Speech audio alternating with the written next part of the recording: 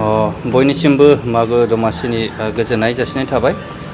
दिनैनि प्रग्रामा जाहैबाय बड'लेण्ड गट टेलेन्ट आरो बेवहाय माल्टि टेलेन्ट रियेलिटि श' बे मोननै हाबाफारिनि लानानै दिनै खुंनाय जादों बे हिमालय हटेलाव।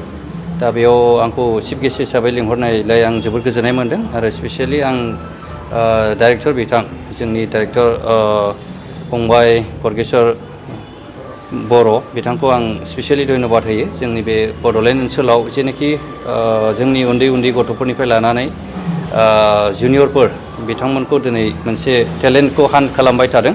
बेयो जोबोद मोजां आरो बेखौ सिन्था खालामोब्ला जोंनि भबिष्यतआ मोजांखौ जों सिन्था खालामनो हायो आरो मोजां मोनसे जोंनि बे ओनसोलाव मोनसे नामखौ लाबोगोन बेनि सायाव जों मिजिंथिदों। आरो दिनैनि बे जेनाखि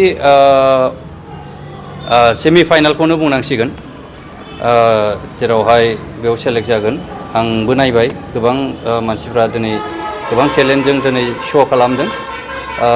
जों सिगांफोराव बेबायदि नुफेराखैमोन जे जोंनि ओनसोलावबो जे गोबां जोंनि जेनाखि इयुथ्सफोरनिफ्राय लानानै गथ'फोरनिफ्राय लानानै गोबां हिडन टेलेन्टफोर दं जों बेखौ दिनै नुनो मोनबाय।